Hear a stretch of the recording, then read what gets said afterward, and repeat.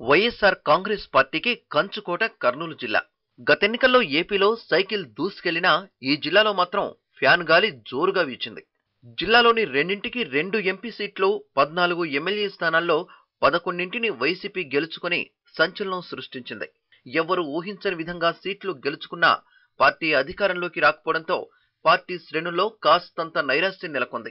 దీనిపై వైసీపీ అధినేత జగన్ దృష్టి పెట్టారు. కార్యకర్తల్లో ఉత్సాహం నింపి ప్రభుత్వ వ్యతిరేక విధానాలపై పోరాటం చేసే దిశగా కార్యోన్ముఖుల్ని చేయడానికి సిద్ధమయ్యారు.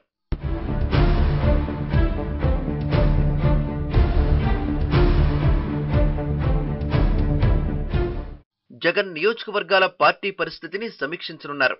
ముందు నంద్యాల పార్లమెంటు పరిధిలోని 7 నియోజకవర్గాలు, శనివారం కర్నూలు పార్లమెంటు పరిధిలోని 7 నియోజకవర్గాలపై సమీక్ష నిర్వహిస్తారు.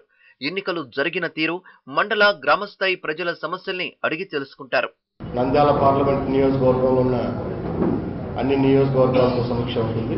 అలాగే 10వ తారీఖున కర్నూలు పార్లమెంటులో ఉన్న నియోజకవర్గాల సమీక్షలు ఉంటాయి. ప్రధానంగా మొన్న జరిగిన ఎన్నికల గురించి కానీ ఎమ్మెల్యే, పార్లమెంటు, అలాగే జెడ్పీటీసీ, ఎంపీటీసీలు ఈ ఎలక్షన్లకు జరిగిన దాని మీద సమీక్ష ఉంటుంది.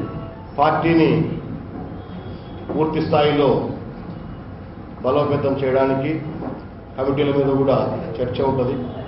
అసెంబ్లీ ఎన్నికల తర్వాత జిల్లాకు మొదటిసారిగా జగన్ వస్తుండటంతో ఆయన పర్యటనకు భారీ ఏర్పాట్లు చేశారు.